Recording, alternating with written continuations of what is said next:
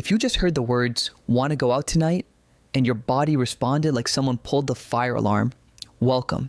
You're in the right place. Some people hear Friday night and think bars, crowds, chaos, 100 tiny conversations happening at once. You hear Friday night and think soft blanket, snack, comfort show, and nobody touching my thermostat. And the funniest part, a lot of stay-at-home people don't even dislike others. You can be warm, funny, caring, and still feel like your soul physically exhales the moment you step back inside your home and shut the door. So today, we're talking about the psychology of people who love staying at home. Not "I'm sad and hiding," not "I'm antisocial," not "I'm broken." I mean the people who genuinely feel better, calmer, and more themselves at home. And if that's you, I promise you're going to have at least 5 moments in this video where you go, "Wait, that's literally me." All right, let's start with the biggest misconception. Staying home isn't laziness. It's often nervous system math. Picture your brain like it has a stimulation dial.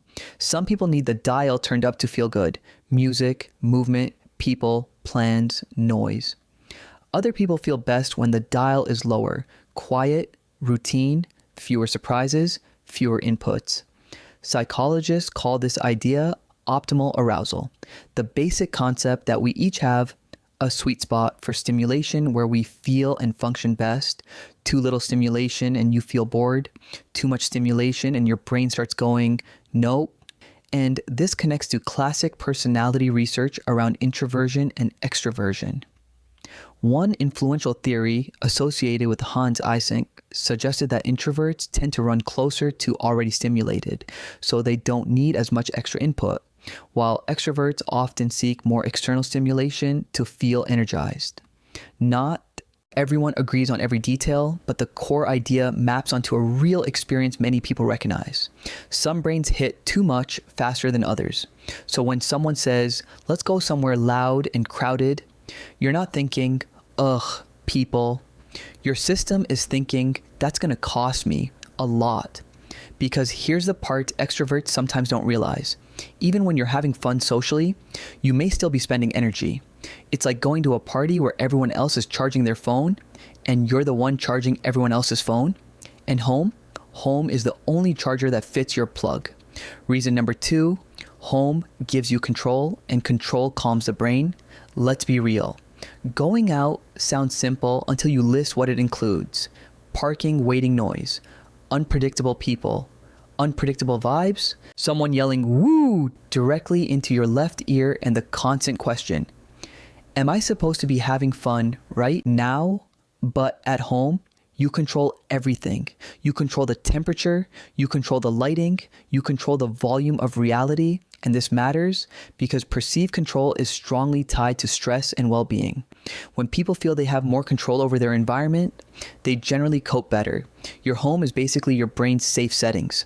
There's also research in environmental psychology showing that people form attachments to their home because it can provide things like restoration, privacy, safety, and positive emotion. So if you're the type who doesn't just like home, but feels emotionally better at home, there's a reason. Your home isn't just a place, it's a regulation tool. It's where your nervous system stops bracing for the next thing. And honestly, if you've had a week where everything felt out of your control, deadlines, emails, traffic, other people's moods, then staying home isn't doing nothing. It's recovering your sense of agency. Reason number 3, your brain may treat social stimulation like extra spicy. Okay, quick metaphor. Some people have high spice tolerance. They can eat hot wings and be like, "Yum, delicious, I feel alive." Other people eat one mildly spicy chip and immediately need milk, water, and a priest. Social stimulation works similarly. There's research showing that people higher in extroversion tend to have stronger attentional responses to social stimuli, like faces, suggesting those stimuli can carry more motivational pull. And there's also research linking extroversion with reward responsiveness in brain areas involved in reward processing, with dopamine-related mechanisms often discussed in that context. Now, this does not mean introverts don't like rewards or extroverts are addicted to parties. It means your brain might simply not register big social environments as worth it in the same way. You might enjoy connection, but prefer it in smaller doses. One close friend? Amazing. A calm dinner? Perfect. A loud, packed place where you have to shout, "What?" every 7 seconds? That's not your brain's idea of nourishment. That's your brain doing cardio. Reason number 4, some home lovers are highly sensitive to input and don't even realize it. This is a big one. There's a trait researchers call sensory processing sensitivity, SPS. It's often associated with what people casually call being a highly sensitive person, and research suggests a meaningful minority of people, often cited around 15 to 20%, score high on this trait. High SPS doesn't mean fragile. It means your nervous system tends to process more information more deeply. Sounds, lights, emotions, social cues. So when you go out, it's not just people, it's the music, the lighting, the energy, the tiny facial expressions, the overlapping conversations, the unpredictable movement, the feeling of being perceived. And your brain is taking screenshots of all of it.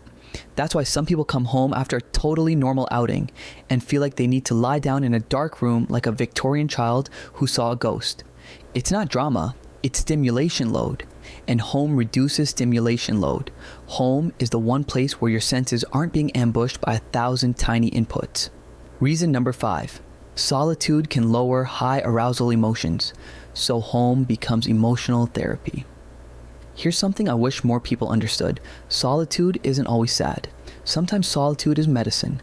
There's research suggesting that being alone can have a deactivation effect on emotions, reducing both high arousal negative feelings, like anxiety, and high arousal positive feelings, like being overly keyed up. In other words, solitude can help bring you back to baseline. That's why, after a loud day, your dream isn't more excitement. Your dream is quiet. Not because you hate joy, but because your system wants calm. And this is where we need to make a crucial distinction. Solitude is not the same as loneliness. Loneliness is, I want a connection, but don't have it. Solitude is, I'm choosing alone time and it helps me. Those are totally different emotional experiences. And if you're someone who stays home and feels grounded, creative, restored, congrats. That's not a flaw. That's self-regulation. Reason number 6, staying home is often where your creativity shows up. Let's talk about the quiet superpower nobody sees. A lot of home lovers aren't doing nothing. They're processing, reflecting, creating. Research on solitude and social withdrawal has pointed out that motivation matters, and that a non-fearful preference for solitude, sometimes called unsociability, can be linked with positive outcomes, including creativity. Because when you're alone, your mind can actually finish a thought. No interruptions, no performing, no scanning faces to see if you're being normal enough. Just you. And your brain connecting dots like it's building a secret tunnel system. This is why so many people have their best ideas. In the shower, on a quiet walk, late at night, or sitting at home in absolute silence like a thoughtful house cat. Sometimes staying home is where you return to your inner world. And for some people, that inner world is rich. Reason number 7, home is where you don't have to perform. Let's be honest. Going out often comes with invisible labor. Even if you like the people, you're still doing things like being on, reacting at the right times, keeping the conversation moving, monitoring your face, translating your thoughts into socially acceptable sentences. And if you're sensitive, thoughtful, or just easily overstimulated, that performance costs energy. Home is where you get to stop. Home is where your face can relax into its natural expression, which for some of us is apparently mildly concerned. Home is where you can eat a snack without explaining it. Home is where you can be quiet without it being awkward. And if you love staying home, it may be because home is the only place you get to be unobserved. That's not weird. That's human. Privacy is a psychological need. Reason number 8, your homebody habits are often tiny rituals that tell your brain we're safe. Okay, quick roll call. Do you have a specific mug, a specific blanket, A specific spot on the couch, a comfort show you've seen 14 times, a bedtime routine that feels sacred, don't talk to me until I've had coffee, identity. These rituals aren't random. They're cues. Your brain learns when we do these things, nothing bad happens. And that predictability is soothing. It's one reason people form strong emotional bonds with their home environment, because home becomes associated with restoration and safety. So when someone interrupts that with, let's do something spontaneous, your brain hears, let's delete the plan, add uncertainty, and raise your heart rate for no reason. And you're like, tempting? No. But when does staying home become unhealthy? Okay, important moment. Loving home is not automatically good or bad. It depends on the why and the effect. Staying home is healthy when it makes you feel restored, peaceful, like yourself, more capable of connecting later. But staying home can become a problem if it's driven by intense fear, hopelessness, depression, avoidance that makes life smaller and smaller. Here's a simple check-in. When you stay home, do you feel relieved and recharged? Or do you feel stuck and isolated? Because home can be a sanctuary, but it can also become a hiding place if something deeper is going on. And if you recognize the second one, no shame. That's not you failing. That's a signal. A lot of people need support at different points in life. If staying home is coming from pain instead of preference, talking to a mental health professional can really help. How to be a home lover without ghosting your entire social life. Now for the practical part, because yes, you can love staying home and have relationships. Here are a few strategies that actually work. 1, replace going out with going small. Instead of loud and long, try coffee with one person, a walk, brunch, a movie, a short hangout with a clear end time. You're not boring. You're choosing the format that fits your nervous system. 2, schedule recovery like it matters, because it does. If you know you need a quiet night after a social day, plan it. Your alone time isn't an accident, it's maintenance. 3, learn the magic sentence. That sounds fun, just not for me tonight. No long explanation, no fake illness, no dramatic story about your third cousin's hamster's dental surgery, just kindness and clarity. Because here's the truth, people who love staying home often aren't avoiding life. They're choosing a life that feels sustainable. If you love staying home, you might be more self-aware than society gives you credit for. Some people stay busy so they don't have to hear themselves think. You, my friend, can sit in quiet. You can exist without constant stimulation. And in a world that treats always available like a personality requirement, that's kind of rebellious. So if you're the person who cancels plans and immediately feels their shoulders drop, if your favorite weekend is the one with no schedule, if your idea of living your best life is a hoodie, a warm drink, and not being perceived, you're not broken. You're not weird. You're just wired for a different kind of peace. All right, now I want to hear from you. Are you team stay home forever, or are you more like team I'll go out, but only if we can leave early? Drop it in the comments.